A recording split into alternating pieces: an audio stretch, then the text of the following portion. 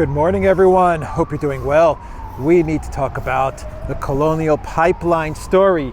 The fact that the DOJ has managed to recover $2.3 billion from that Colonial Pipeline, supposedly, allegedly, cyber hack ransomware from Russian hackers story.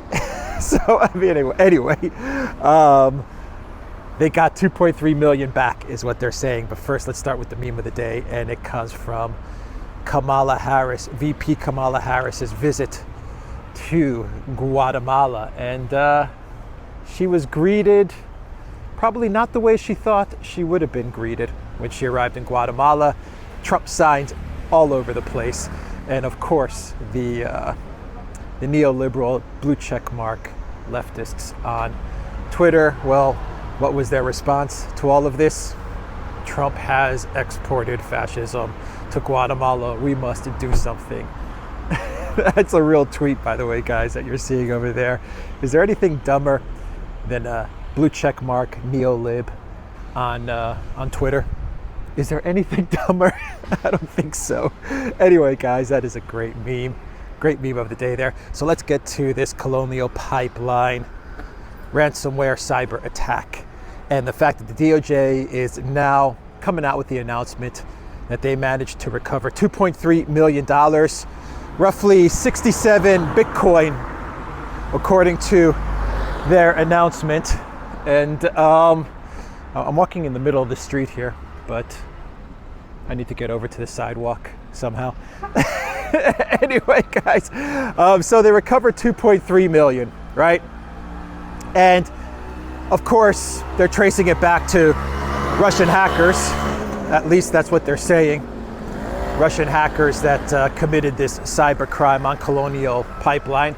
I'm sure you guys remember the Colonial Pipeline story.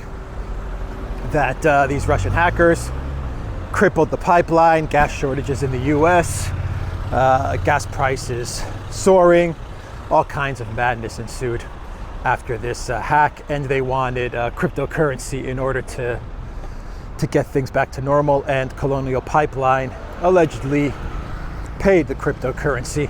From what we understand, it was Bitcoin, and it was around 4 million. So there's still like a couple of million missing.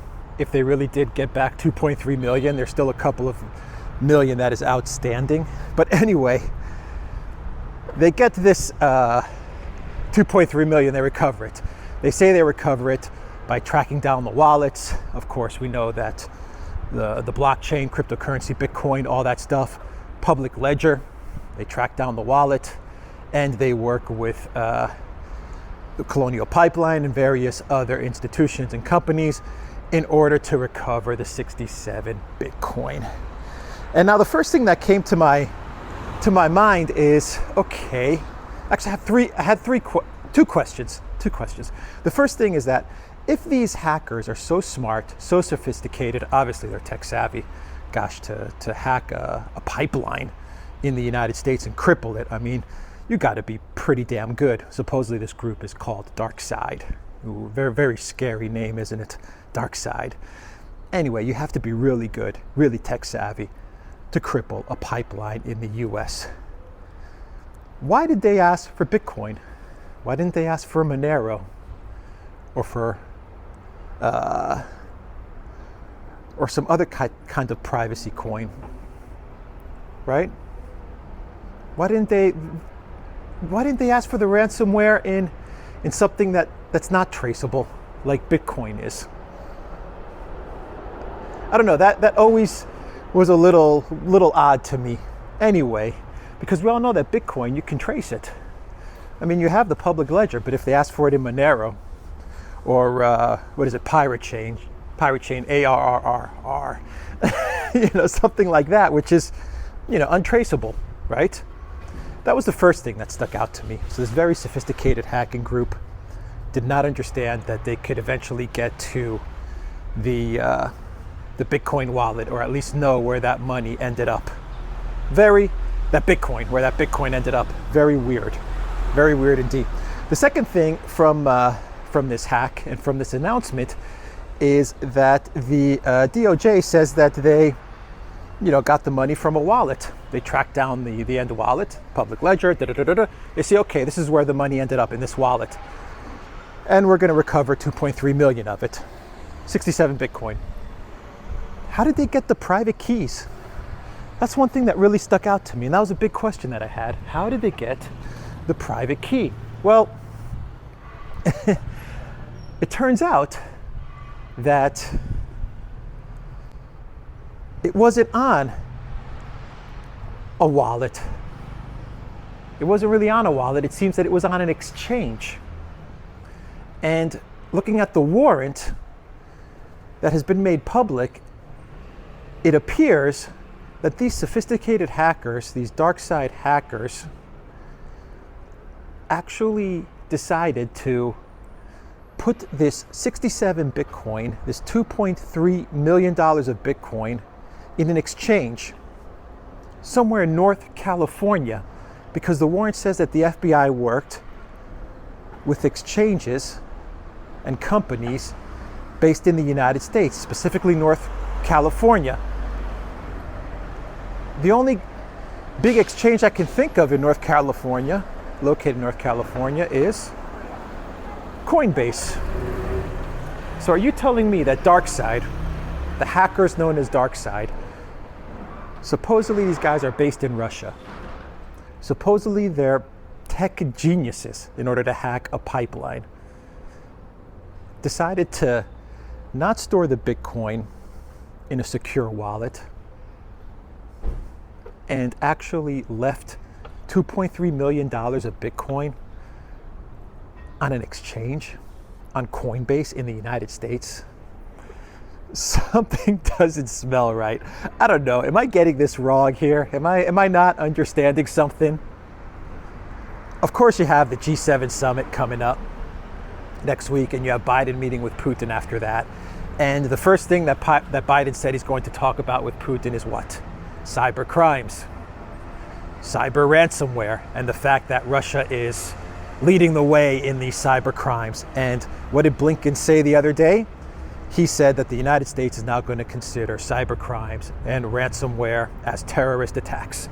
And who's to blame for all of these cyber crimes and ransomwares?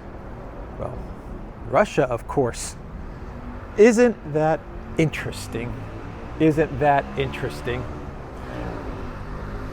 Man, I'm telling you, something is up. I'm not even going to bring into this video the fact that Klaus Schwab talked about the next thing that the World Economic Forum and the globalists are going to spring onto the population after the coup, and that is cyber crimes, cyber hacking, cyber ransomware. I'm not even going to bring that into this conversation. The whole thing stinks, man. This whole thing stinks, guys. I don't know about you, but none of this makes sense. I can't figure out for the life of me, I can't figure out why these hackers who crippled U.S. gas supplies decided to leave part of the ransom in a U.S. crypto exchange. Can someone explain that to me? Someone please explain that to me. I don't get it. I really, really don't get it. Something is up. And all this cybercrime stuff, the media's pushing this. The fact that they're putting this on Russia as well. These cybercrimes are all Russian operations right before Putin and Biden are about to meet. Something's up. Something is up, guys. Let me know what you think in the comments down below. That's all I have to say for this video. I wanted to get this out because I'm really questioning this story. And after the FBI announcement and the DOJ announcement, I just can't for the life of me believe that these hackers decided, number one, to get paid in Bitcoin, but number two, to leave this on a centralized exchange and not put this in some secure wallet somewhere far, far away in their pocket on a paper wallet. on a paper wallet. It doesn't make sense. It does not make sense. Anyway, guys, that's the video. Look for my channel, look for Alexander's channel, look for the Durant's channel on Odyssey, on BitChute, on the free speech video platform SuperU. Go to our locals, guys. All kinds of good conversation going on in our locals community. We're going to be running a bunch of promotions there as well. And the Durant shop, 10% off when you use the code Real News. From a sunny day in Athens, contemplating Dark Side. Scary name, isn't it, Dark Side? Very scary name. None of this stuff is adding up. None of it is adding up. I think Klaus Schwab has already told us what's going on, guys. He's already announced what's going on. After the coup, we're going to be looking at cyber attacks, cyber crimes, and Klaus Schwab has said that it's going to be more terrifying than the coup. He's actually said that, and there's videos floating around about that. Anyway, guys, I'm rambling on here. I am going to get myself a coffee, and I hope you guys have a great day. Take care.